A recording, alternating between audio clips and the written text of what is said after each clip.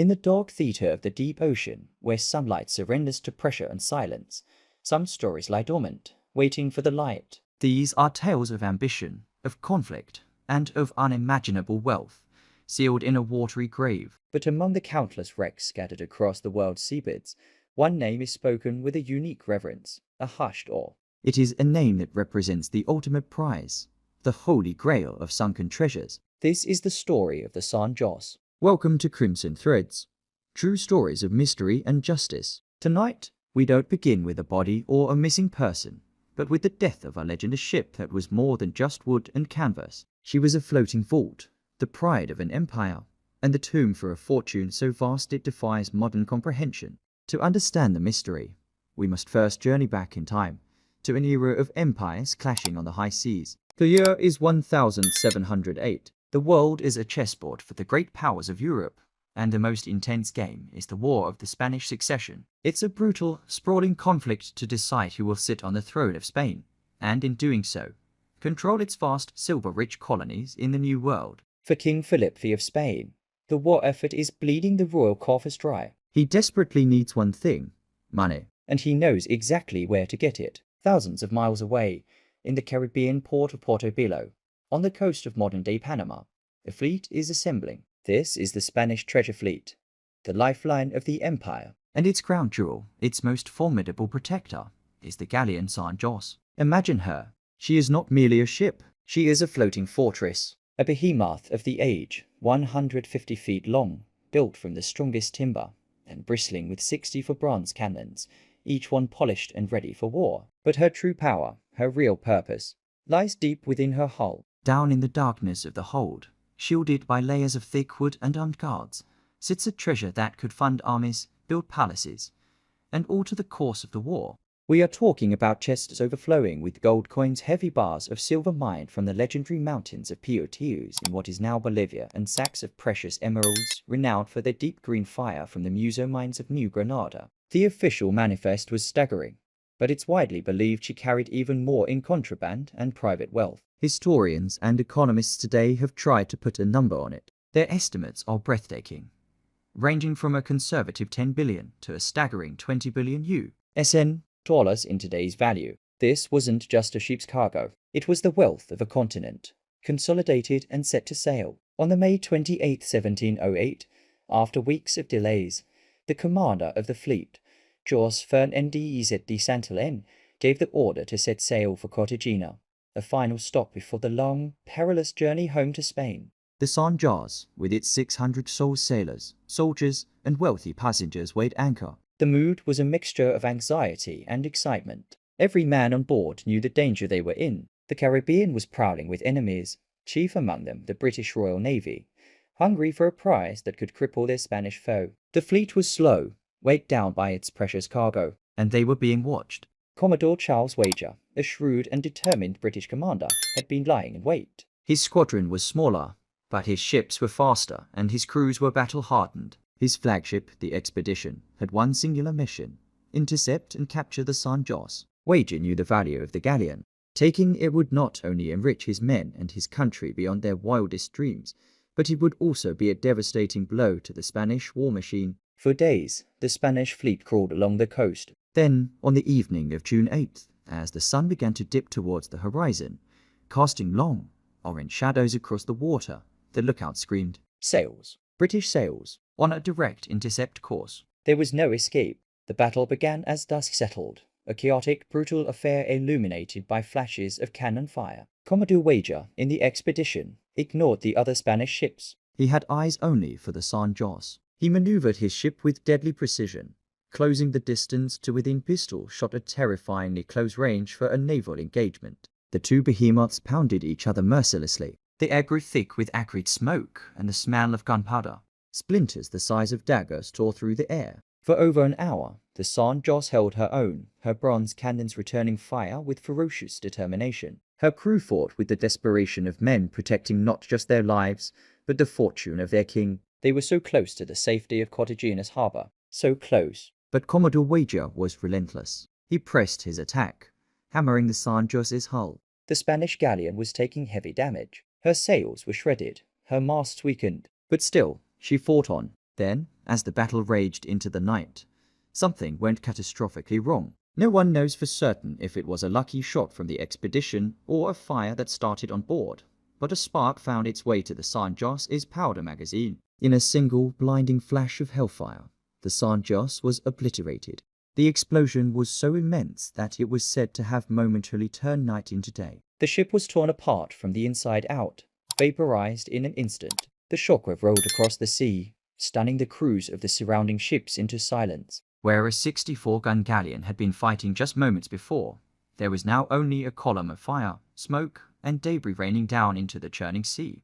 The ship, her crew of nearly 600 people, and the single greatest treasure ever amassed at sea, plunged straight down into the abyss. Of the hundreds on board, only 11 survivors were found clinging to wreckage in the dark water. The treasure, the pride of an empire, was gone, lost. The sinking of the San José was a national tragedy for Spain, and a source of immense frustration for the British, who had come so close to capturing the ultimate prize only to see it snatched away by fate and sent to the bottom of the ocean. For the next 300 years, the story of the San José would fade from history into legend. It became a ghost story, a treasure hunter's fantasy, a multi-billion-dollar secret locked away by the sea. Its exact location remained one of the world's most enduring maritime mysteries. Where did the richest shipwreck in human history finally come to rest? And in the modern age of technology and relentless ambition, who would be the one to finally peel back the veil of the ocean and stare upon its legendary, long-lost treasure?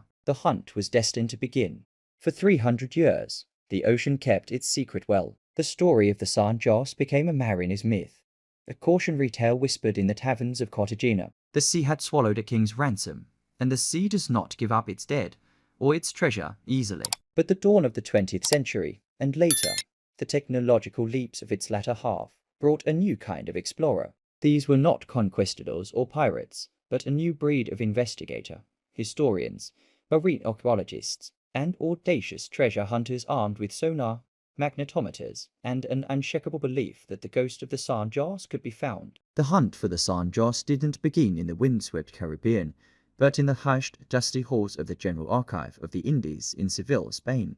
This is the treasure hunter's evidence locker, a vast repository of the Spanish Empire's colonial history. Imagine the scene: researchers hunched over massive, leather-bound volumes, their fingers tracing the elegant, spidery script of 18th century naval officers. They are searching for a single thread in a tapestry of millions of documents. They sift through the official report from Commodore Charles Wager, the British commander. They scrutinize the sworn testimonies of the 11 Spanish survivors. They analyze ship's logs, cargo manifests, and private letters, each one a potential clue. But the evidence is contradictory, maddeningly imprecise. Navigational tools in 1708 were rudimentary. Locations were recorded based on sightings of coastal landmarks, on the position of the sun and stars, and a healthy dose of guesswork. One account placed the sinking 16 miles from the coast.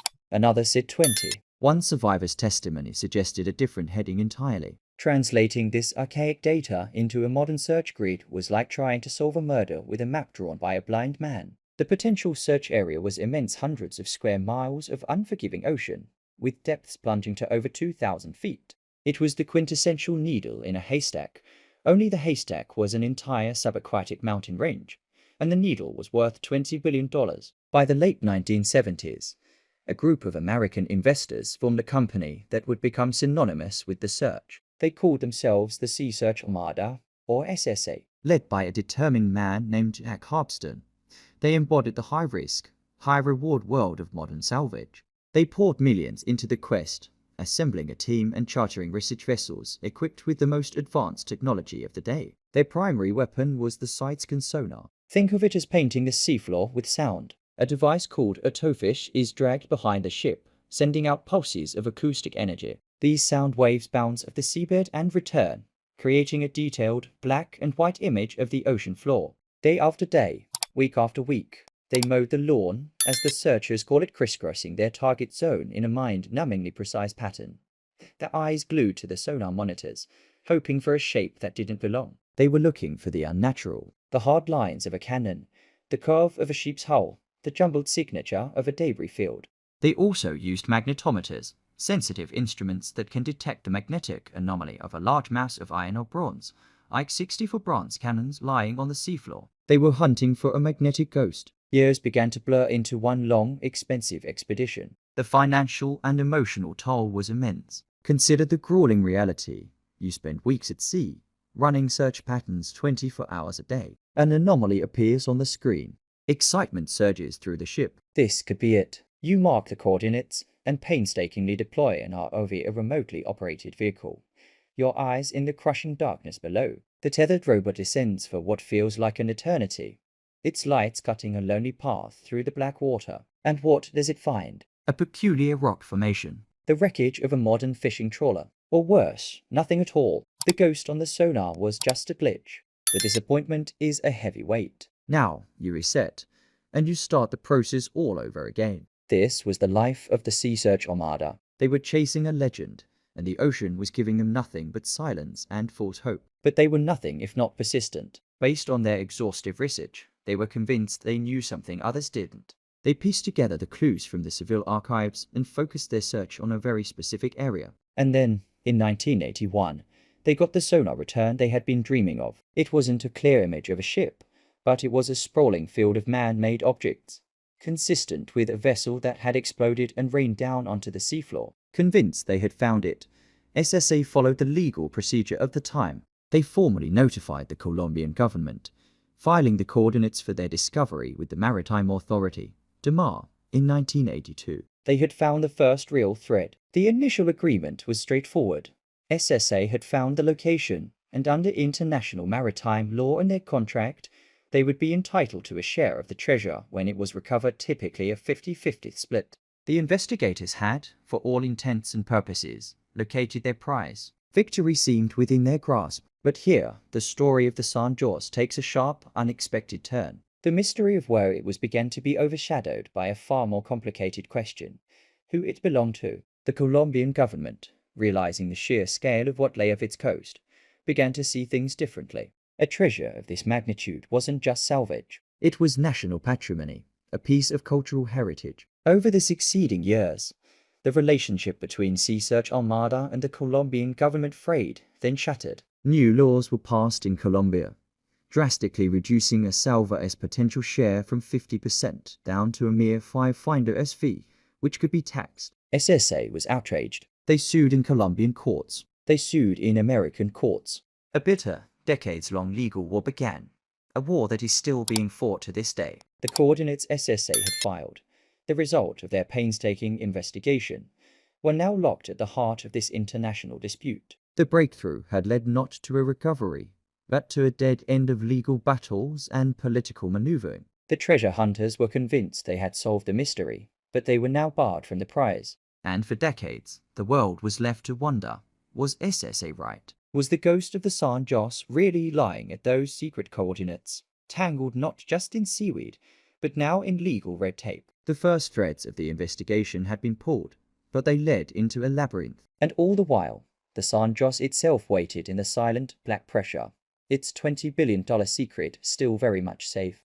And so, the greatest treasure in history entered a new kind of slumber. It was no longer lost, but it was unreachable, held captive by a war fought not with cannons, but with contracts and court filings. For years, then for decades, the case of the San José became a phantom haunting the dockets of international law. Sea Search Armada, the company that had risked millions and dedicated years to the hunt, was now locked in a seemingly endless legal quagmire with the nation of Colombia. The trail, once so tantalizingly close, grew as cold and as dark as the deep ocean itself. The world largely forgot. The treasure became a footnote, a case study for maritime lawyers. It seemed the San José was destined to remain a ghost, its location a secret held by a handful of feuding parties, its fortune nothing more than a number on a legal claim. The investigation had hit a dead end, a wall of litigation and political will. But while the legal battle raged on the surface, a new hunt was quietly beginning in the depths. The Colombian government, under President Juan Manuel Santos, was no longer content to simply be the guardian of a contested set of coordinates. They saw the San José not as a salvage prize, but as the single most important piece of submerged cultural heritage in the world. They decided to launch their own investigation, armed with state-of-the-art technology that made the equipment of the 1980s look like ancient relics. This was a clandestine, state-sponsored operation. The new investigators were not private treasure hunters, but scientists, naval officers, and archaeologists from the Colombian Institute of Anthropology and History. Their primary tool was an AUV, an autonomous underwater vehicle. Think of it not as a tethered robot, but as a deep-sea drone. A sleek, yellow, torpedo-shaped submersible named Remus 6000. Capable of diving to depths of nearly 20,000 feet, it was a silent, tireless hunter. PI programmed to sweep the ocean floor with a new generation of sonar, and to take high-resolution photographs that could reveal details the size of a dinner plate from miles below the surface. Crucially, the Colombian team was not working from SSA's data. They had conducted their own independent analysis of the historical archives, forming a new theory, a new search area, away from the location claimed decades earlier. They were, in effect, starting the investigation from scratch. In November of 2015, the Remus 6000 was deployed on another of its many missions. For the team in the control room of the naval vessel Ark Malpelo, it was another day of painstaking work. They watched the data stream back as the AUV methodically scanned the seabed over 2,000 feet below. They saw canyons, ridges, and the endless expanse of silt. And then something appeared. It started as a promising sonar contact, but this time it was different. It was clearer, more defined. They sent the AUV back for a closer look, this time on a photography mission. The vehicle descended once more into the crushing blackness, its powerful lights cutting through the abyss. And the images it sent back to the surface would rewrite history. Imagine the stunned silence in that control room, broken only by gasps of disbelief. On their screens, illuminated in the AUV's lights, was a sight no human had seen for 307 years. It wasn't a wreck in the traditional sense. It was a debris field, a ghost of a ship sleeping under a light blanket of sediment. But the evidence was undeniable. The first photo showed a cannon, then another, and another. They were bronze, perfectly preserved by the cold, low-oxygen water. But it was the detail on them that took their breath away. On the barrels, clearly visible, were ornate, decorative dolphins.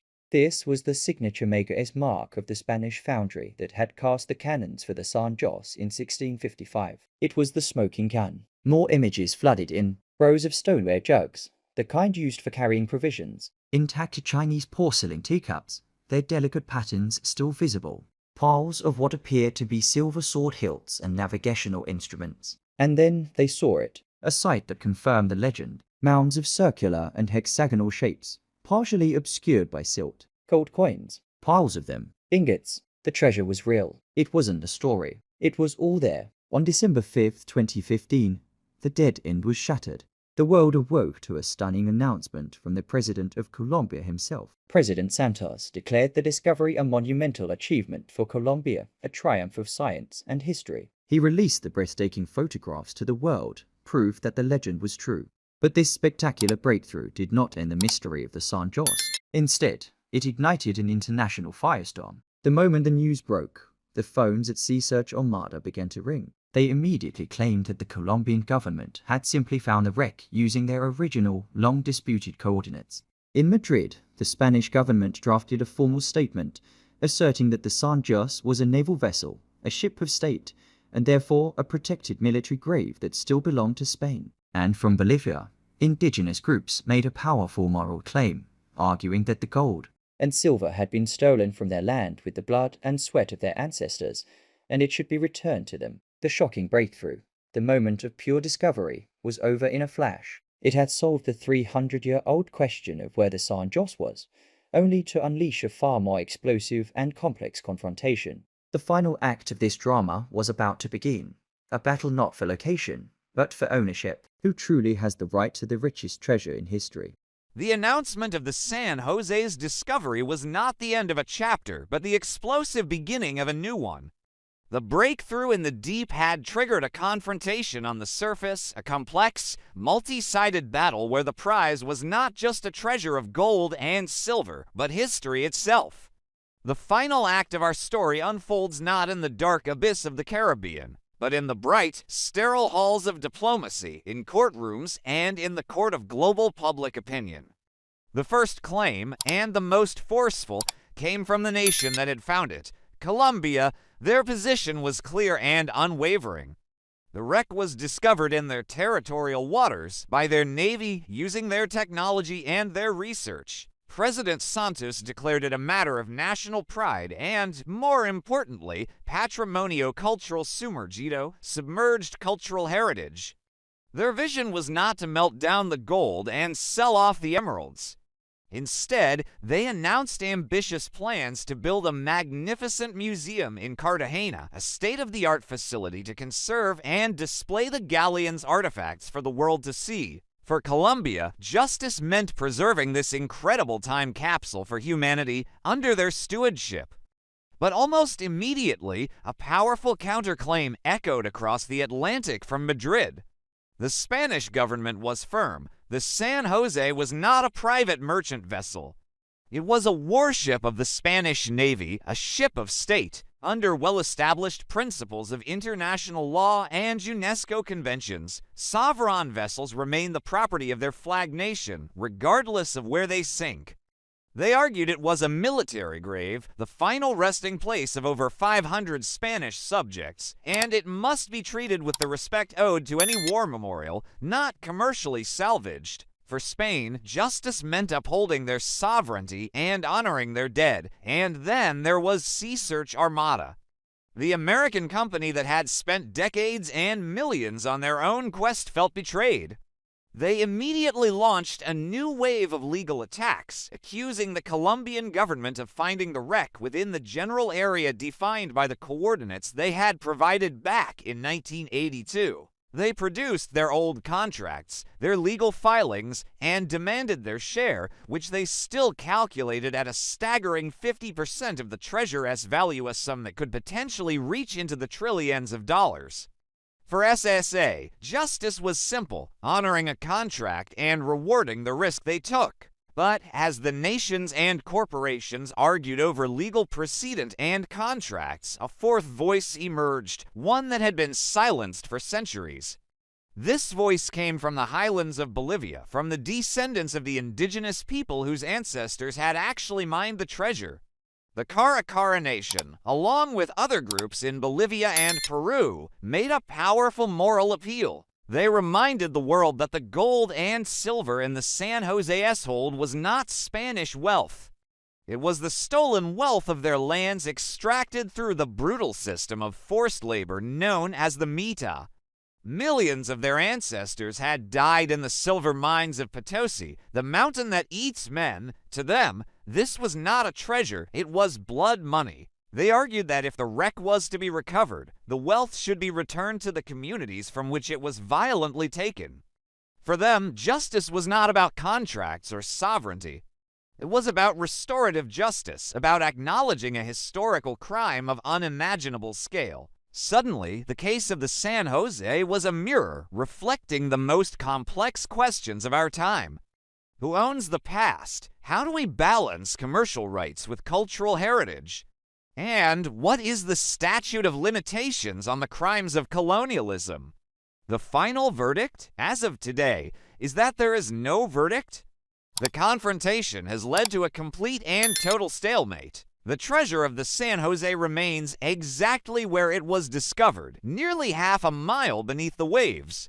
Its precise location is now one of the most closely guarded state secrets in the world, protected by the Colombian Navy from would-be looters. Colombia has passed laws declaring it a national asset and is moving forward, albeit slowly, with plans for its recovery, an incredibly difficult and expensive operation estimated to cost upwards of $60 million. But every step they take is shadowed by the ongoing legal challenges from Sea Search Armada and the diplomatic pressure from Spain. The international legal battle rages on with no clear end in sight. And so, the greatest treasure in history lies in limbo. It is a mystery that has been solved, only to create an even greater one. We know where the San José is, but we as a global community cannot agree on what it means. Is it a multi-billion-dollar salvage opportunity? A sacred war grave? An invaluable archaeological site? Or is it a chance for restorative justice, a way to right a terrible historical wrong? It is all of these things at once. The story of the San José is a testament to the enduring power of the past to shape our present. The ship and its fabled cargo are no longer just a collection of artifacts and precious metals. They are a symbol of ambition, of loss, and of the unresolved debts of history. It waits there now, in the cold, silent, patient darkness, holding the wealth of an empire and the weight of centuries. The quest to find it is over, but the quest for justice, in its truest and most complex form, has only just begun.